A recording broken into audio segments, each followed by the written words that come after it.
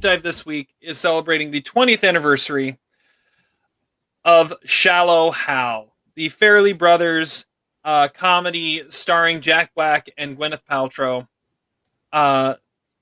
This was Todd's choice as a favorite guilty pleasure comedy of his, and so we're going to be talking all things Shallow Hal today. This is I'm gotta admit, this is one of the more interesting choices we've had for this, and so it's going to be fun. It's going to be fun. Todd, you're the one that picked this. You won trivia. Tell us all about what Shallow Hal is about. Shallow Hal is about Hal, who is shallow. He is Jack Black, and he is he's a guy who only looks for the young hot girls to go out with, and he comes across Tony Robbins and gets stuck in an elevator with him, and he puts some sort of hypnosis on him so that he can now see inner beauty as being external beauty. And so it complicates things when he meets Rosemary, who's this like really large woman that he would have given the time of day to, and they fall in love, and his buddy Mauricio, who is equally shallow, starts to really question things, and it creates sort of a rift between Hal and everybody else because he is now sort of like in a different reality. And it's a movie that I have always really liked. I remember when it came out, I watched it, and then it was one of those movies on cable all the time, and I always caught parts of it.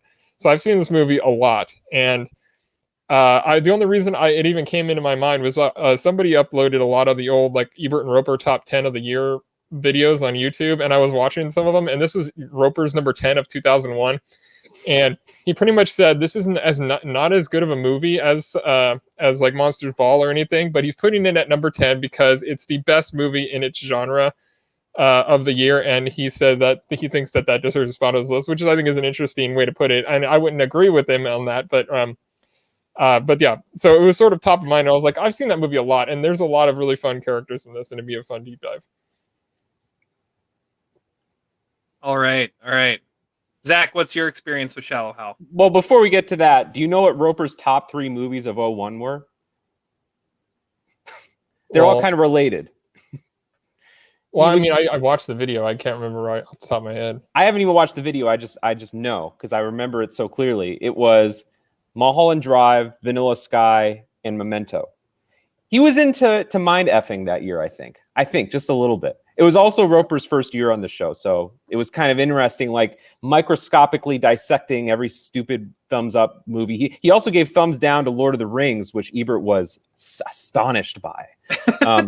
If you watch it, Ebert wasn't really even a big fan of that movie. Anyway, Shallow Hal. Yes. Okay. So Shallow Hal. We were talking about this, I think, off camera a couple weeks ago. 2001 was a seminal year in my life for going to movies. It was my first year in high school. It was the first year that I started really going to movies by myself because I would see movies that no one else wanted to see. This was definitely one of them. I remember liking it quite a bit. I've usually said it's my favorite Farrelly Brothers movie.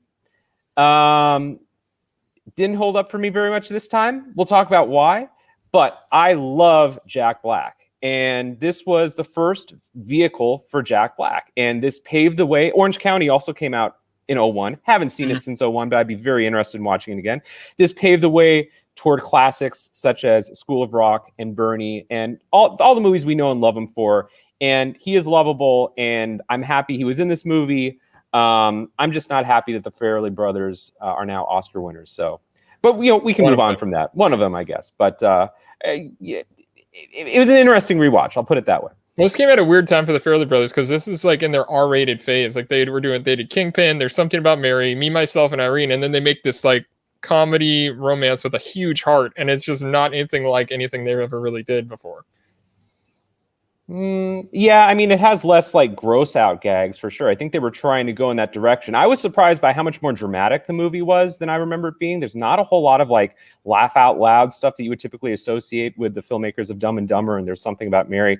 But the other thing I remember about this movie too is that it was pretty big news that Gwyneth Paltrow was in it. By this point, Gwyneth Paltrow was doing projects that were all prestige projects. I mean, she was doing Bounce. And let's see, it was post Shakespeare in Love. So she was considered pretty much an A-lister by that point. So the fact that she would be doing a Farrelly Brothers movie with this unknown Jack Black guy was actually pretty big news. And I remember some of the pictures leaked from the set of her in a fat suit, and everyone was like, wow, is this really where her career is going? But you know, it was a movie that I do remember tended to get mostly good reviews when it came out. Was this like Jack Black's first like starring role? Yeah, I mean, Orange County, I think, came out earlier that year, but that was also, he wasn't really the star in that movie. That was more like a Pete Davidson, Big Time Adolescence type role. But Colin Hanks is definitely the main character in Orange County. But I mean, this is a year after High Fidelity, right? So I mean, he was becoming an actor. And Tenacious D was pretty big too, and he was certainly a known entity by this point.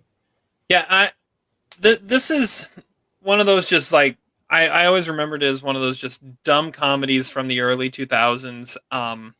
And it kind of, you could kind of say, now that I've seen There's Something About Mary, it's kind of, There's Something About Mary just minus a lot of the gross out stuff. And so it's PG-13. In the way that it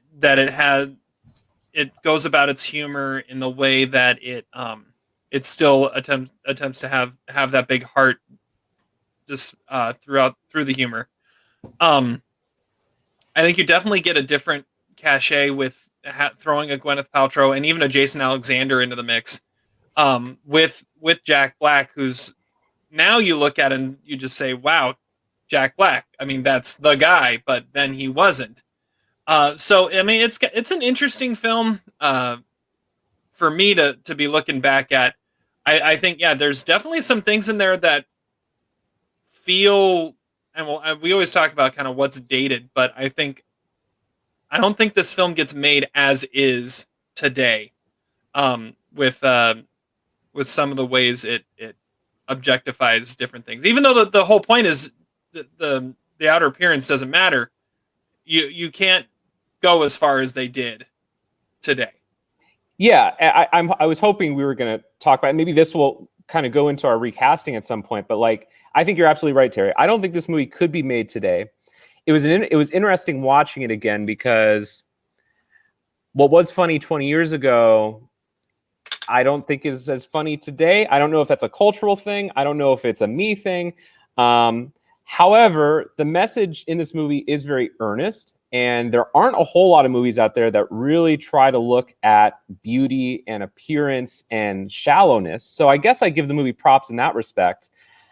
I guess my biggest issue with this movie is that I didn't find the comic parts very good. I thought the dramatic stuff in this movie worked pretty well. And so I leave the movie on the rewatch thinking this movie shouldn't have had Tony Robbins, and it shouldn't have had this gimmick about the spell, and it should have been a drama.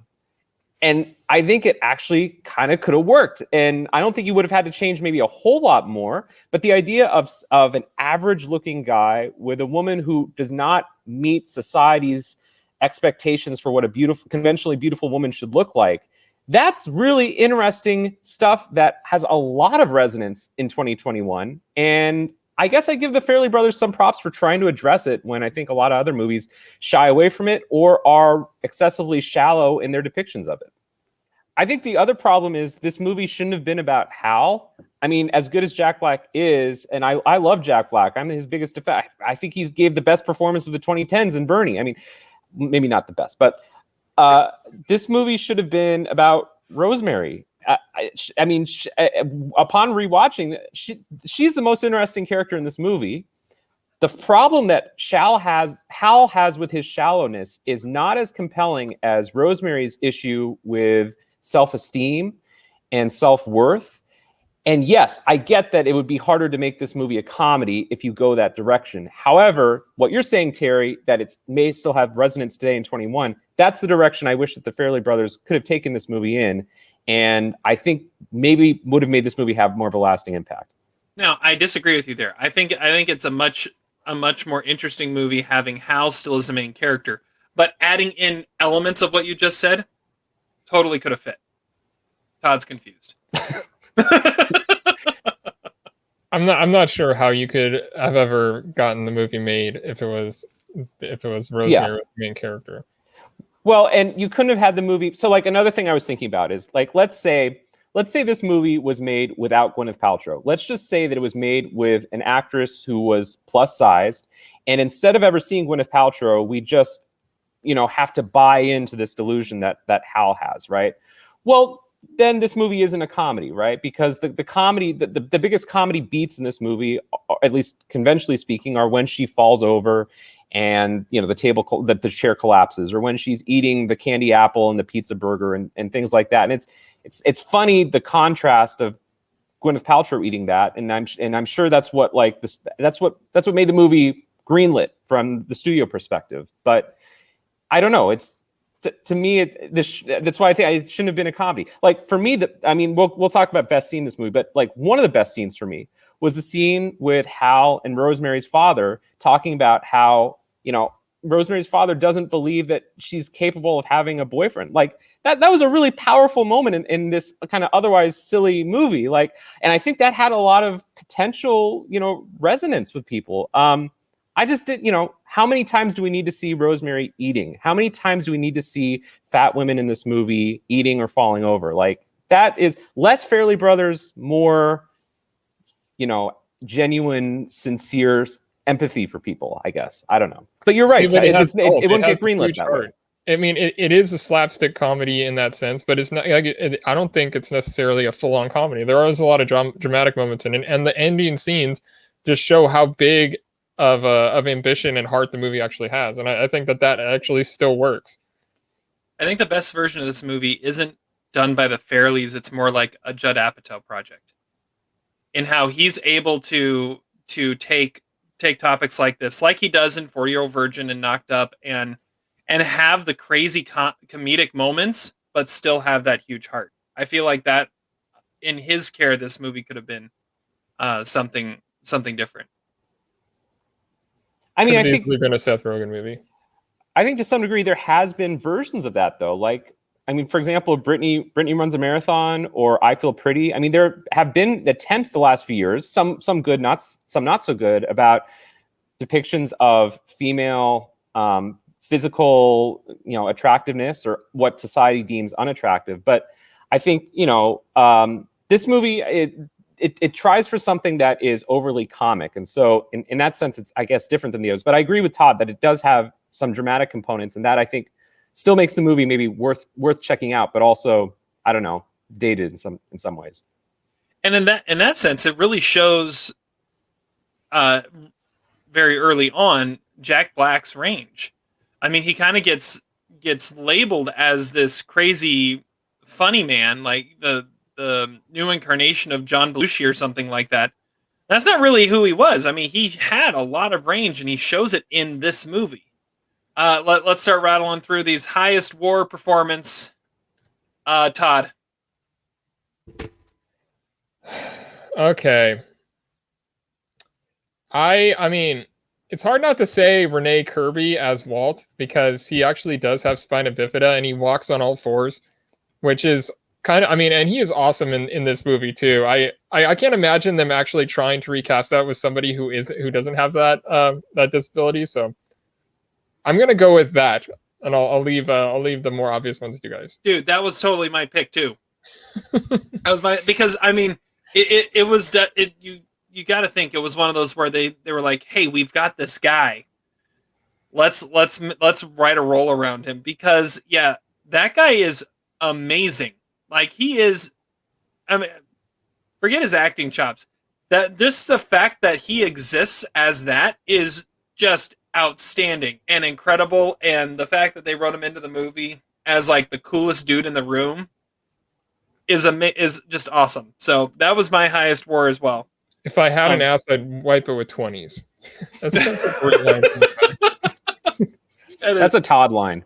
That's such a good line. I don't know. I can't really get. I mean, Jack Black definitely has to be on the high war list as well. But that was the first one I thought of. Zach, how about you? I went with Tony Robbins because I think he was someone in 2001 that people maybe had heard of. Mm-hmm. I don't know how many. He had a cachet. Right. I think, like, I mean, maybe it's even cheating to say he's the highest war, but I mean, who else?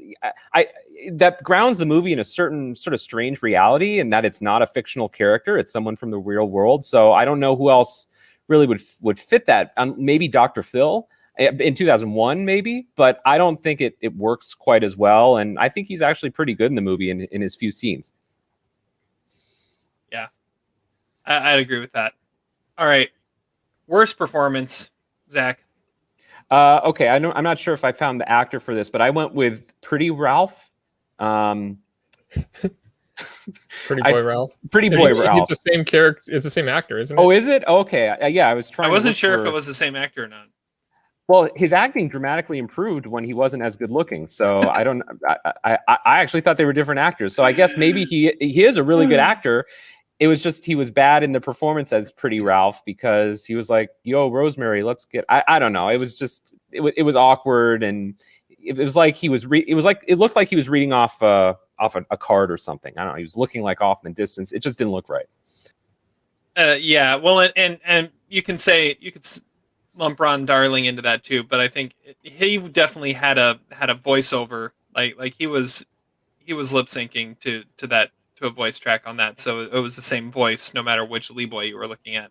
Well, and I guess it just brings up the issue too, and maybe this is in flaws. Like, so Hal sees men as attractive or unattractive. Why are these the only two men in the movie who change appearance based on their relative goodness? Because he hadn't seen them before. I guess, but that's the only time in the movie that any men change appearance based on their morality, right? So it's just sort of an inconsistency in the script. Everyone else who's around, he had already seen before, I think. But it's about Shallow Hal needing a gal. Tony Robbins doesn't talk about that. He's sees men. I don't know. It's just it was a weird part of the movie. The children also change. I guess that's true. Well, I don't know, but it's not a great performance. That's where we started. Although maybe it's a better performance than I give him because I didn't realize he was also Ugly Ralph. Normal-looking Ralph. Let me clarify. All right, Todd, you go next. So I went with, what's his name? Sasha Joseph Newlinger, who plays young Hal, who is also the director of one of the best documentaries of 2020 called Rewind. Oh, wow. Really? That's him? Oh my God! Yeah. I think they mentioned that in Rewind as well. Did they? Yeah, wow, but he's a terrible actor. See it. he's a terrible actor, and like, he just has this like really weird look on his face the entire scene when Bruce McGill is like going off about, you need to find a girl with the great toddies or whatever he says. I don't know. I mean, he's just like, huh? I don't know. It's a bad performance. Oh my God. I mean, you are just blowing my mind right now, Todd. I did not make that connection at all. And now I can totally see it. I didn't realize that they were that prominent of a family. I thought they were just like normal people in like Philadelphia, weren't they? Yeah, I don't think that he never became famous. I don't think it was one of his only acting roles. So I don't know. Maybe it's just some random thing he did. His parents were creative people, though. I remember that. But anyway, that's amazing. That's kind of awesome. That's kind of like finding out that the twins in 22 Jump Street are the ones that wrote Judas and the Black Messiah. Yeah. Wow. Yeah. I didn't know that either. Yeah. The twins that are across the hall from the guys in the dorm. They're the ones that wrote Judas and the Black Messiah. Kind of like learning that former World Series New York Mets pitcher Ron Darling is in a Farrelly Brothers movie. Not playing Ron Darling. I think that's the best part, is that he's not playing himself. He's just playing. It's like, we need a pretty Hawaiian. Go get Ron Darling. All right. Well, I'll throw out two for worst performance. One of them is Nan Martin as Nurse Tanya Peeler in the hospital. She's just the old lady. Yeah, the old lady. It's so weird that her voice even changes when she goes from old to young. Like that, I don't know. That's the one thing I never. Yeah, it's like the only one that didn't have a voiceover for whatever. Yeah, that's a good one. And the other option I'm gonna throw out there, I didn't really like Jason Alexander in this. I didn't think he fit. I didn't think he worked. I thought it was kind of a lousy performance. So yeah, I think he's awesome. He's just too old. I take back my pick, Terry. I agree. I think Jason Alexander doesn't work in this movie at all. Now, what's hard about it is that it's an annoying, unlikable character, but it's also the same character that he played in Pretty Woman, essentially. you're right. I think the comic timing is off. He's not a really likable character. He gets the last moment in this movie, and it's just I don't find him that funny in this movie. It's sort of an extension of George Costanza. It makes me wish that I was watching Seinfeld instead. Yeah, and I feel like that might be why he was picked. It's like, we need someone that is overly critical about women. Let's get someone from Seinfeld. I mean, there's some plot lines from Seinfeld episodes in this. I mean, there were several Seinfeld episodes about, like Jerry and George dissecting. She has man hands. Exactly. Yeah. Yeah. She wears the same thing every day. Things like that. Yeah. Mm-hmm. That was basically every Seinfeld episode. Yeah. The other choice I had was Manon von Gherkin as Lindy, because I think she's out of place. Like, I don't think she belongs in the movie at all. It's like when Shannon Elizabeth shows up in American Pie. It's like, why? What is this person doing here? All right. The Amazing Larry Big Tim High Roller Award for the best minor character goes to, I'll go first. I have Lee Boy. Shocker. I know. Well, I mean, we'll blend in. I blend in. I mean, how awesome would it just be to, like, my job is to sit outside this Peace Corps office and play my ukulele. I mean, that's you gotta love that guy. You gotta love that guy. I think he gets more interesting when he's not seen through the rose-colored glasses. So that's my pick. Zach, how about you? I will say that when there's that shot of Lee Boy and normal-looking Ralph and Jason Alexander in the Jeep at the end of the movie, I'm thinking this could be a good movie. This could be the TV show right here that I wanted to watch the whole time. But anyway, my big go on a road trip or something. Exactly. Yeah, I would actually watch that. So I think that reiterates Terry's point. But I went a little different with this category. I didn't choose a character. I went with a place in this movie that I want to know more about, and that is the Arboretum Fitness for Women. Like, do you guys know that scene? So apparently the scene in the gym where they're both exercising, there's an exterior shot that's about like 1.4 seconds long, and the name of it is the Arboretum Fitness for Women. And I want to know more about that. And that's where Hal is working out? Yeah.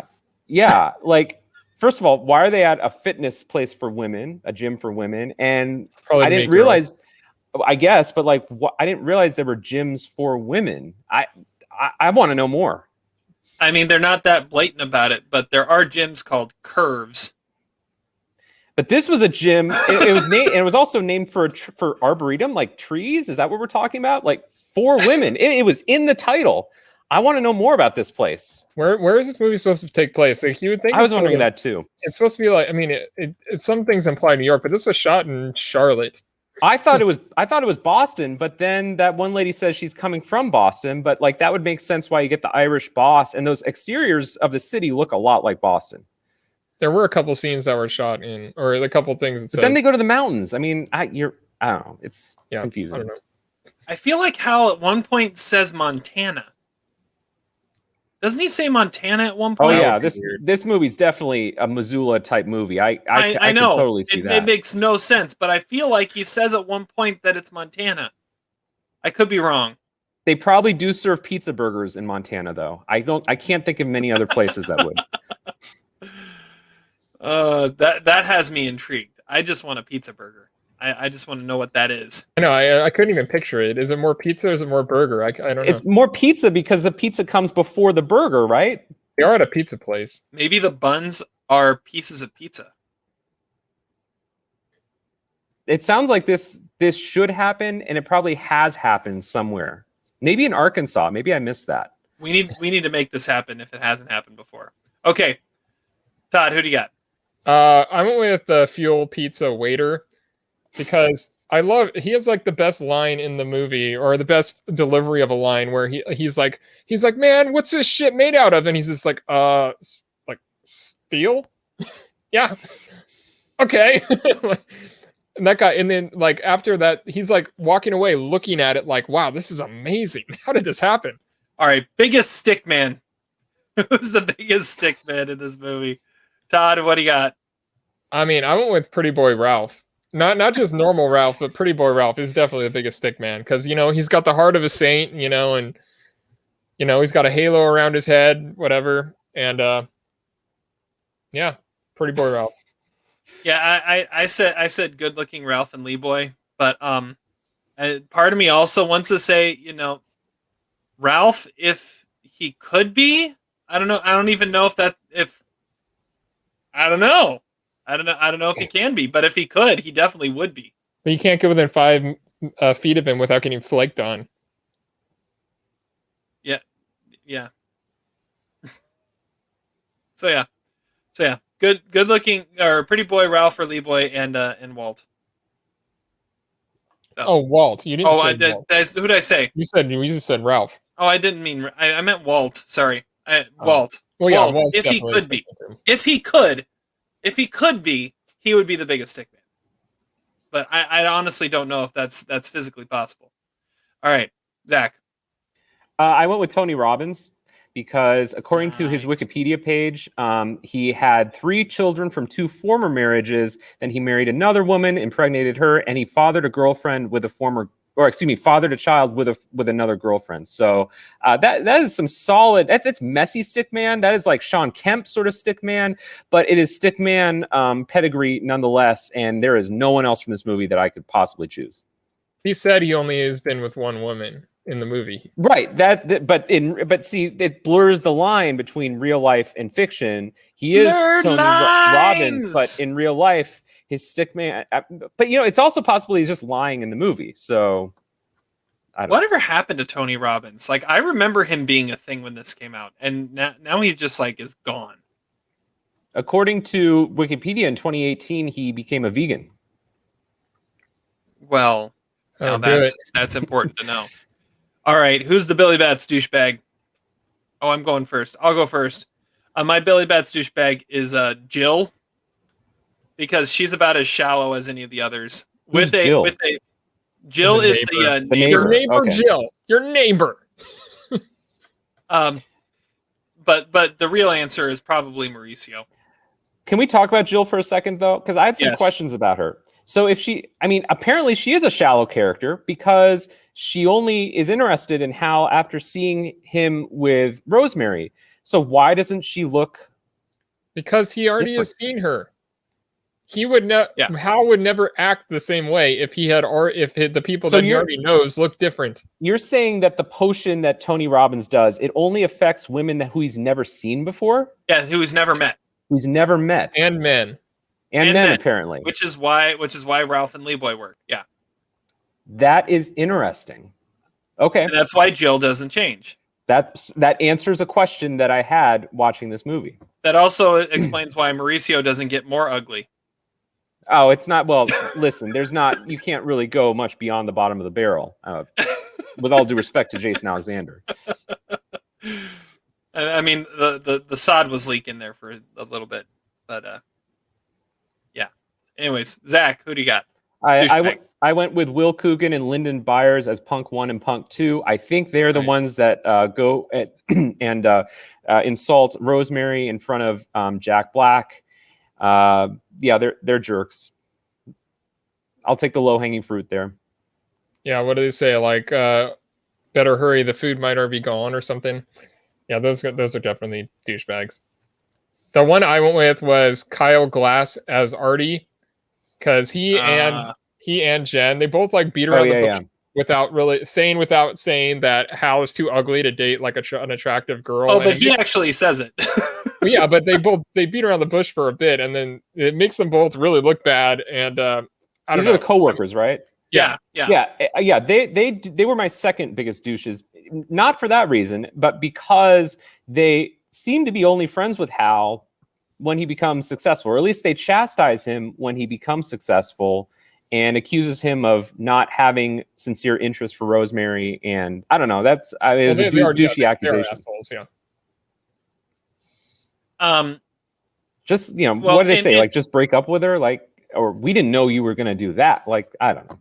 I guess it's the same thing that Rosemary's father says, but to come at it as his friends, I think is a little douchey.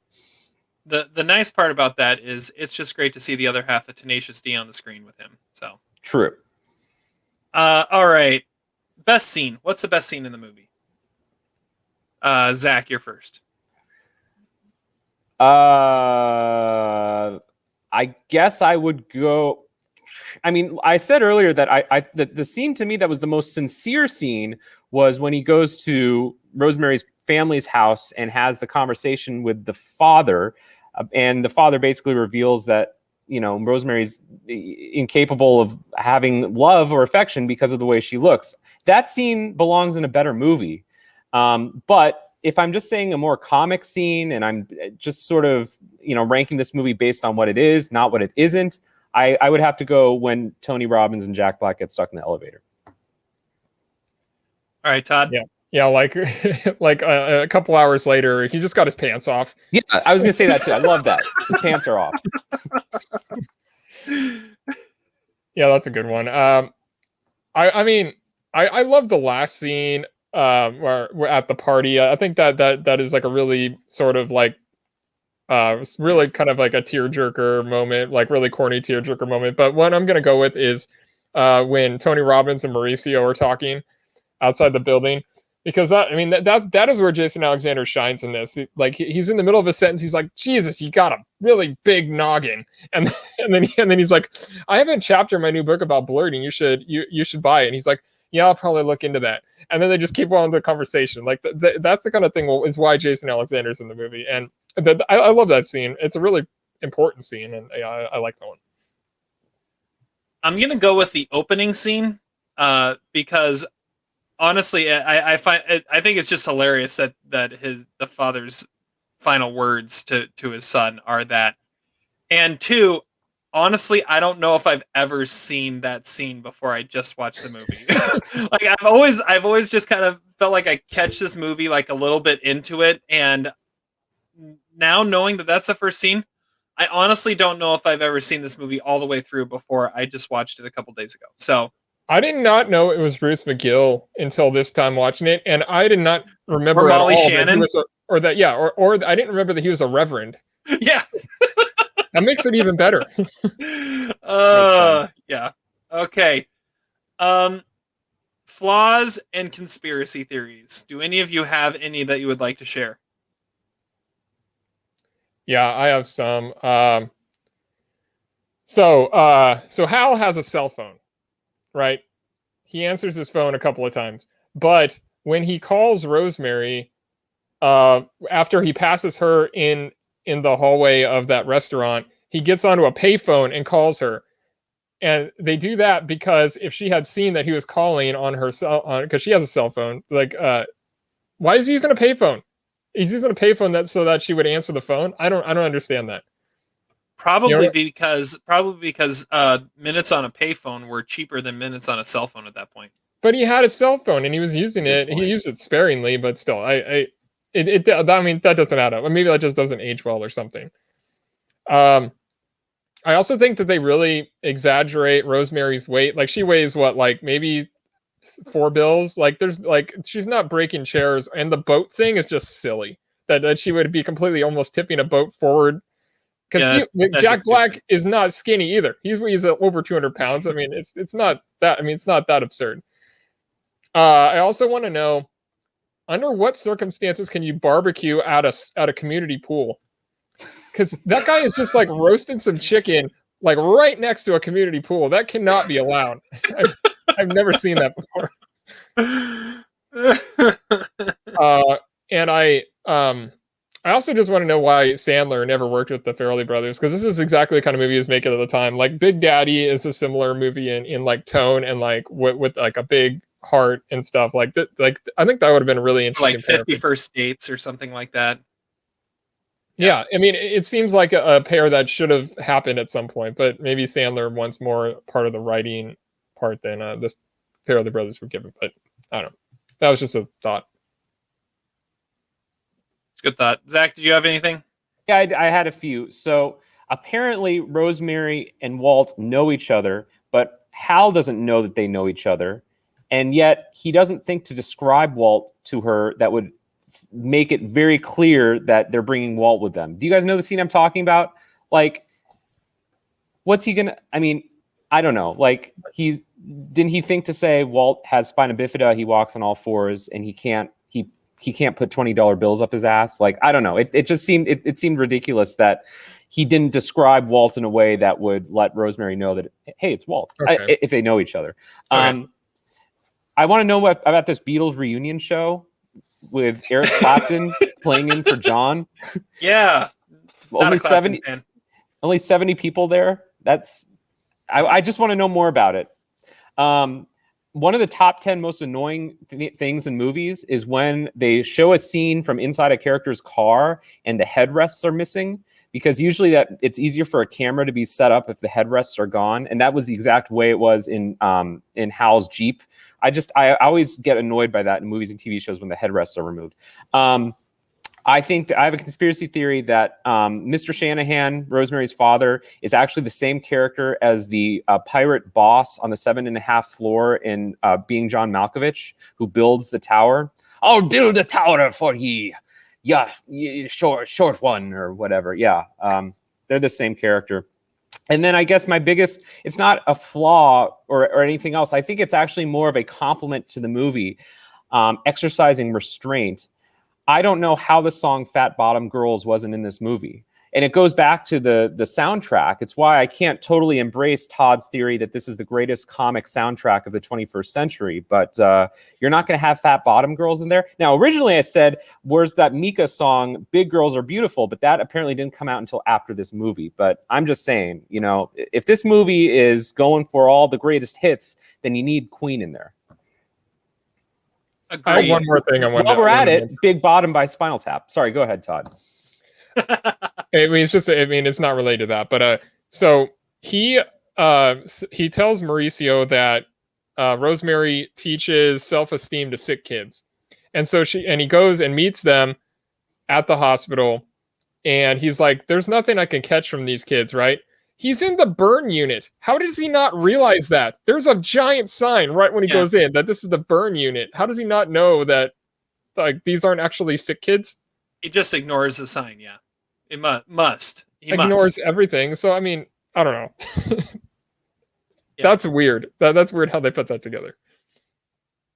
I had something, and I was going off of something that Todd said, and I completely forgot what it was. So we're just going to move on, and if I think of it, we'll come back to it. LVP, MVP. I'm going to go first. My LVP is Tails, because that's like the stupidest random comedy trope that they try to pull off in this movie, and that was just horrible. So that's my LVP. My MVP is Gwyneth Paltrow, because we already talked about how she had some definite cred, some cachet that went along with her that gave this film some credibility that it normally wouldn't have had. I mean, it was only 3 years before this that she won the Oscar for Best Actress. So the fact that she was in it definitely made it bigger than it probably should have been. So that's my MVP. Yeah, definitely a better actress in the movie, probably deserved. Yes. Yeah. All right, Zach, LVP, MVP. All right, well, my MVP of the movie is also Gwyneth Paltrow for some of the same reasons we've talked about. But I actually legitimately, in spite of my criticisms of this movie, think she is great in it. It might be her best performance. I don't know. But it's hard for me to have some of the criticisms of this movie that I have, knowing how good she is in this movie, particularly with her facial expressions and her reactions to Jack Black's compliments of her early in the movie. I felt like those were real, sincere, genuine moments, and I think she was really impressive at conveying that. So I think she is the only thing that sustains this movie 20 years later. I think everything else I could do away with, but she's really good in this movie. And that, you know, goes along saying the LVPs are the Farrelly Brothers. I mean, I think that this is not they are not the directors for this material. I think that, you know, Apatow is an interesting direction. But honestly, I wish this movie had been more serious, and I wish that they hadn't gone for the Farrelly Brothers type of humor. Let's get away from that. Let's make something that's more sincere, more real, and less exaggerated, like the scene you just talked about, Todd, with the boat. It's the same with the Jeep at the end of the movie. Like, come on, how many of those stupid jokes do we need? We get the message, and that's the Farrelly Brothers. That was their problem with Green Book: lack of empathy, lack of talking to other people outside their realm. My guess is that the amount of plus-size women that the Farrelly Brothers talked to in the creation of this movie is probably zero. So I don't know. I wish they were more empathic as filmmakers. Be more like the Dardenne brothers, not the Farrelly Brothers. Well, they had a co-writer on this movie who never worked again. So I mean, maybe that was the idea. The whole idea was his idea or something. I don't know. All right. But LVP Mauricio, because he really screws everything up. And the MVP, I'll just say Jack Black, because it's Jack Black's movie, and it works because Jack Black is in the lead. That's a good point, too. All right, let's wrap this up. Quote of the day time. And Zach, you're first. All right, my quote of the day comes from dialogue from this movie, Shallow Hal. I think this might actually be the worst dialogue I've heard in any movie of the 2000s.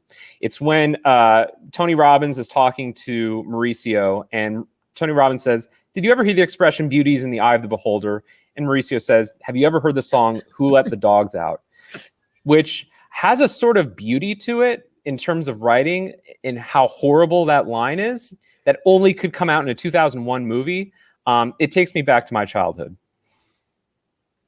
Yes, if we want to Terrible talk about dialogue. what's dated about this movie, that's a perfect example. Can you think of a And- worse line in a movie in the last 20 years? No, not really. Not really. Oh, wait, no, I just thought of one. It's the final line from Doubt. That might be a worse line. I have doubts. That's the last line of Doubt. That's a bad line, too.